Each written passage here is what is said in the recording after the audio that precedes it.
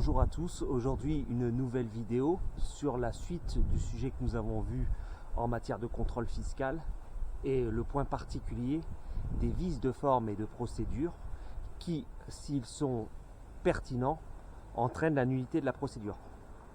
Alors, comme on l'a vu précédemment, lorsqu'il y a un vice de forme et de procédure, ce vice de forme et de procédure que vous avez en votre possession doit être gardé secret, surtout ne pas le communiquer à l'administration fiscale. Et une fois que l'avis de mise en recouvrement est établi, l'administration fiscale ne peut pas revenir dessus. Donc vous avez le gain de ce vice de forme et ou de procédure, ou des plusieurs vices de forme et ou de procédure, puisqu'il n'est pas rare qu'il y ait sur la même procédure de multiples irrégularités. Alors, c'est bien beau tout ça, vous allez me dire, mais comment on fait par la suite pour le faire valoir et entraîner la nullité de la procédure?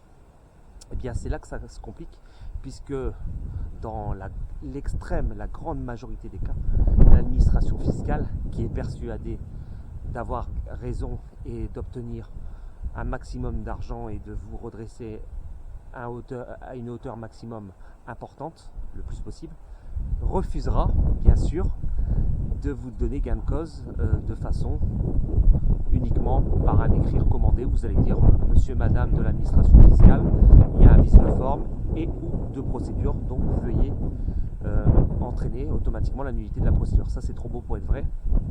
Ce qui va se passer, c'est qu'il va y avoir une première étape où vous allez devoir soumettre maintenant ces vices de forme ou de procédure qui s'appellent en fait les écritures administratives contentieuses.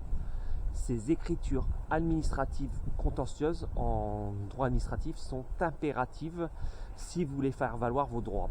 Alors qu'est-ce que c'est? Ça prend quelle forme? Eh bien tout simplement, vous allez faire un écrit à la direction régionale des finances publiques où vous allez expliquer la procédure, vous allez faire un compte rendu de la procédure et mettre à chaque fois les vices de forme et ou de procédure sur lesquels vous voulez vous prévaloir d'une option.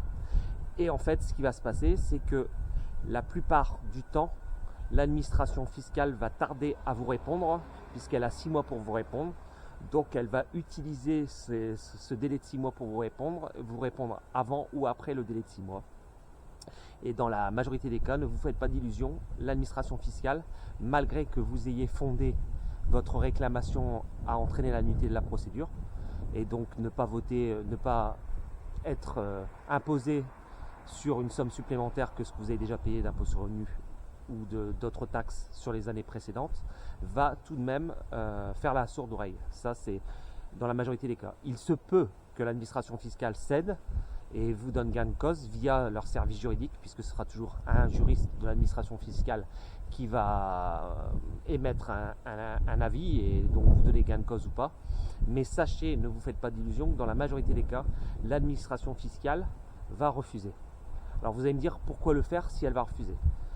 Tout simplement parce qu'en fait, en faisant cette action d'écriture administrative contentieuse, vous allez pouvoir ouvrir un recours devant le tribunal administratif et faire valoir enfin vos droits devant un juge de l'impôt qui, si vous avez un dossier sérieux avec des vices de forme et ou de procédure obtenus de façon régulière et où l'administration n'a rien à faire, puisque vous avez cité l'article de loi, la jurisprudence et ou une jurisprudence, le juge de l'impôt, comme je vous l'ai dit précédemment, ne va pas laisser passer le vice de forme et de procédure et va vous donner gain de cause.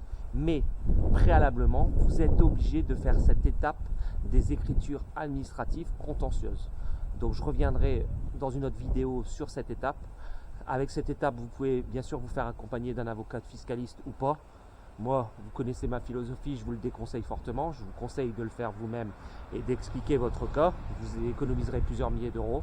Donc voilà, on en est là sur cette étape, bien important à savoir, une fois que l'avis de mise en recouvrement est établi et que l'administration fiscale maintient sa position, écriture administrative contentieuse.